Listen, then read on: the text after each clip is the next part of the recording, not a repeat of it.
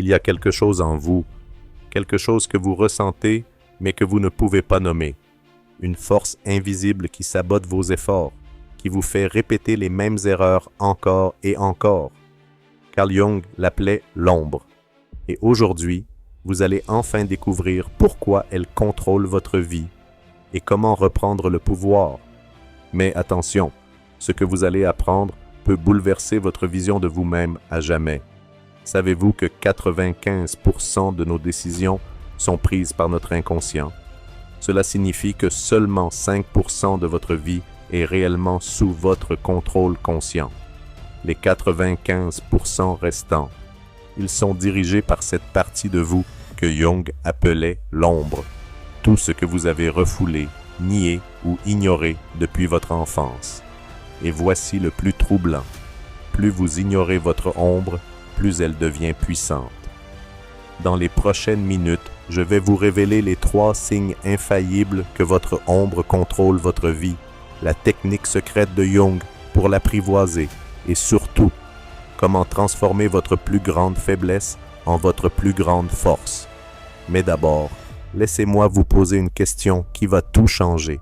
Avez-vous déjà eu l'impression de vous saboter vous-même, de prendre des décisions que vous savez mauvaises pour vous, de réagir de manière disproportionnée à certaines situations? Si c'est le cas, félicitations.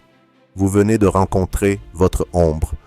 Et contrairement à ce que vous pensez, c'est une excellente nouvelle. Parce que reconnaître l'existence de votre ombre, c'est faire le premier pas vers la maîtrise totale de votre esprit.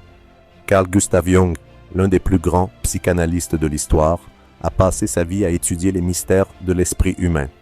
Et sa découverte la plus révolutionnaire, nous ne sommes pas une seule personne, nous sommes multiples.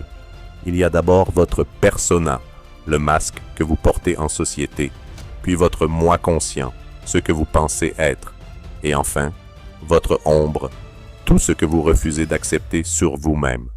Jung disait, « Tout ce que nous refusons d'accepter sur nous-mêmes, nous le projetons sur les autres. » Et c'est exactement là que commence le problème. Signe numéro 1.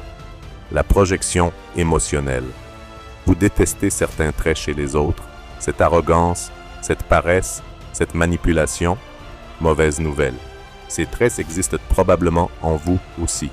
Votre ombre vous fait détester chez les autres ce que vous refusez de voir en vous. Signe numéro 2.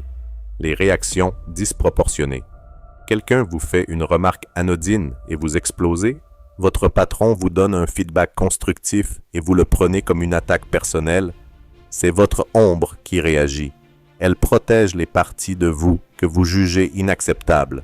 Signe numéro 3. Les sabotages répétés. Vous êtes sur le point de réussir et soudain, vous procrastinez, vous faites des erreurs stupides, vous abandonnez. Votre ombre vous protège du succès parce qu'elle croit que vous ne le méritez pas. Mais Jung n'était pas qu'un observateur. Il était un révolutionnaire.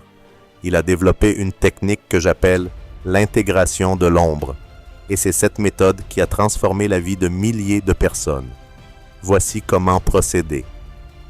Étape 1. L'observation sans jugement.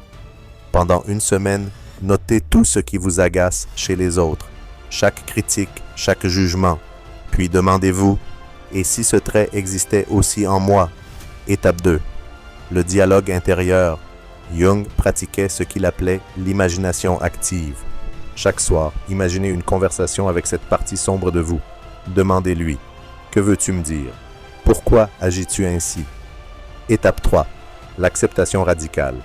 Voici le secret. Votre ombre n'est pas votre ennemi. Elle est votre gardienne mal comprise.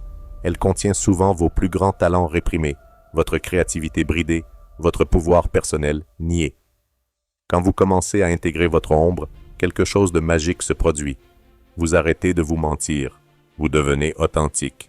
Vous cessez de projeter sur les autres et vous prenez la responsabilité totale de votre vie.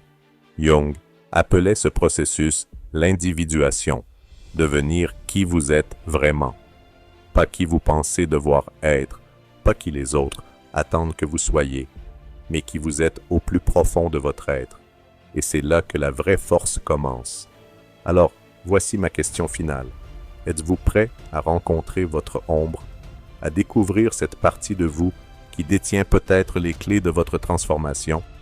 Si oui, commencez dès ce soir par l'exercice d'observation. Et surtout, partagez vos découvertes en commentaire. Vous seriez surpris de voir à quel point nous sommes tous semblables dans nos ombres. Abonnez-vous à l'Ombre de Mental pour plus de révélations sur les mystères de votre psyché.